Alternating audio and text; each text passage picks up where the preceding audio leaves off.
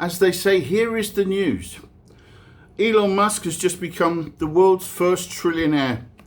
SpaceX employees are preparing for a historic $1.75 trillion IPO debut, which is expected to create around 4,000 to 7,700 new millionaires.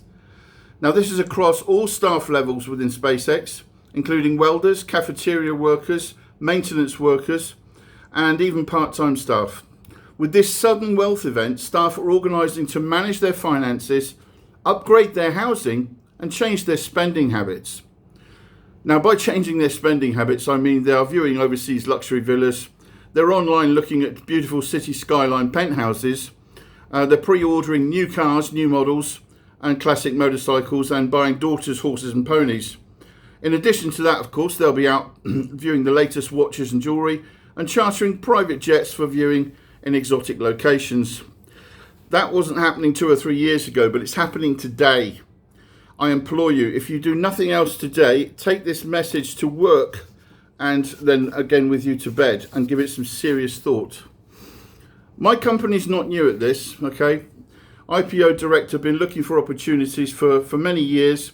If you check out our domain name, www.ipo-direct.com, you'll see it's been registered to me, Rob Jowett, for some 13, 14 years now, and we've had the same address and location for 11 years. Now, we're always looking for individuals, people, entrepreneurs who are looking to list their companies, but we're also looking to give great opportunities to private individuals. We want to expand our client database. So we've figured now, if we find something really good, really worthwhile getting out there, we provide it to you. So if you're a private individual and you understand the value in putting money to work, or you just want to park some cash for a while, this is a great opportunity. The reason I say that is because we've got a really, really great opportunity with a company called Faber Canada. I'll come to that a bit later. But everyone has either seen or heard or knows of individuals who've become insanely wealthy from not just investing, but owning a piece of the cake, a piece of the company. So many hard-working people right now are all chasing the same dream, to own property or more of it. Listen, I watch the news in Australia and UK, and I see the lines of people lining up for grossly overpriced properties, and then they miss out anyway because someone's already bought it. It's unbelievable. What you're really chasing is equity. You're chasing something you can use as an asset. This is the perfect way. Many private people just don't get it. They haven't looked into it. They think it's not for them. They think it's not available to them. Private equity, getting involved in companies which have not yet listed on the stock exchange, but probably will. And if they don't, you're going to get gains anyway in the growth of the company. Okay? It's so important you take a look at this, because honestly, if you're a young couple or an old couple, it makes no difference. How does your money work for you? Ask yourself that question. How is your money working for you? I've had clients come to me and they've been a hard sell to get them involved. And I've asked them that same question time and time again. And once they think about it, a few days later, my phone will ring and they'll say, you're right. And I say, if you could duplicate yourself, if you could photocopy or clone yourself and your salary and put that to work, would that make a difference? Of course it would. Of course it would. It's a no-brainer. You don't even need to ask people if they could duplicate themselves. All you need to do is put a bit of cash to work. And you know what? We've all got it. We think we haven't. They say money doesn't grow on trees. No, it doesn't.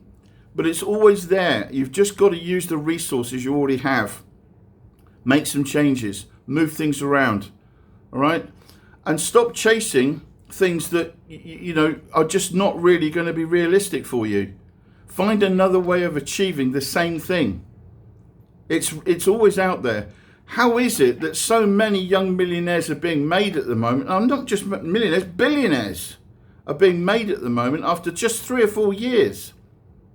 Now, if you've got enough patience and you can wait 3 or 4 years to change your life and own a property outright and have a bank account with 6 or 7 figures in it, and you've got 50 or 100k you can put to work. I'm telling you now, let the stock market do that for you.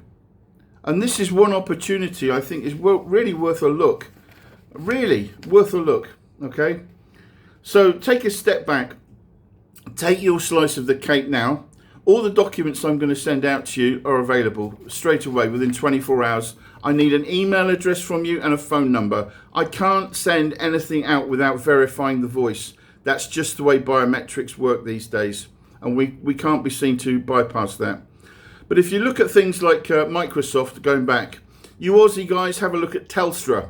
Do you remember when Telstra IPO'd, when it listed on the stock exchange, on the ASX for the first time? Millionaires were made out of Telstra. Very, very fast overnight. It happens like lightning speed. Mark Zuckerberg with Facebook and Meta. You may not like him, but guess what? The guy's a multi-billionaire now. Alibaba from China. During the 2008s, 2006s, 7s, 8s, 9s and 10s, there was a rush of Chinese IPOs. A lot of them made it. A lot of them made billions and billions and billions and billions of dollars for people. And I admit there was some creative accounting involved and some of them got caught out. But generally speaking, there were some really good ideas. Look at Amazon. Amazon, there's people that work for Amazon at very, very low levels that simply don't need to work ever again. Think about what you do with your life if that happened to you. If you suddenly had that lottery ticket dropped in your lap, what would you do? What would you do? And it's a really lovely thing to think about, because a lot of the time, and this is absolutely coming from experience, a lot of the time you won't do what you think you would do. You won't go buying Rolexes. You won't go buying flash cars. Because you can afford to do it, it ceases to be a dream. It then becomes reality, and then logic kicks in.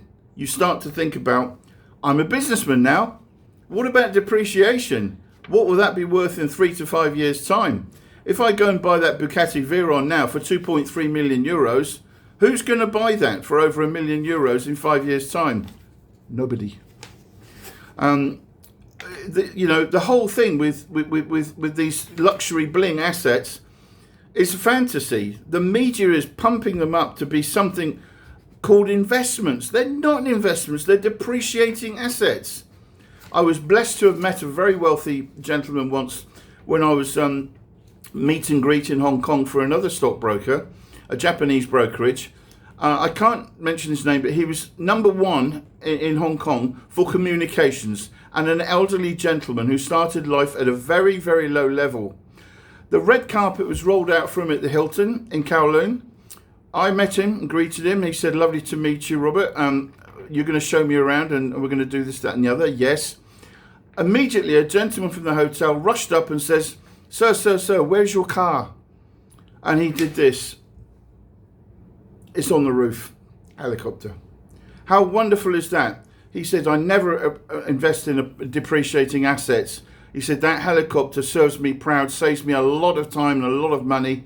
And he says, "And I lease it." He says, "I own very, very little myself." Everything he has is leased. Even his own properties are leased from his own companies. So he's a very, very shrewd guy. And he said exactly what I just said earlier in my video. How does your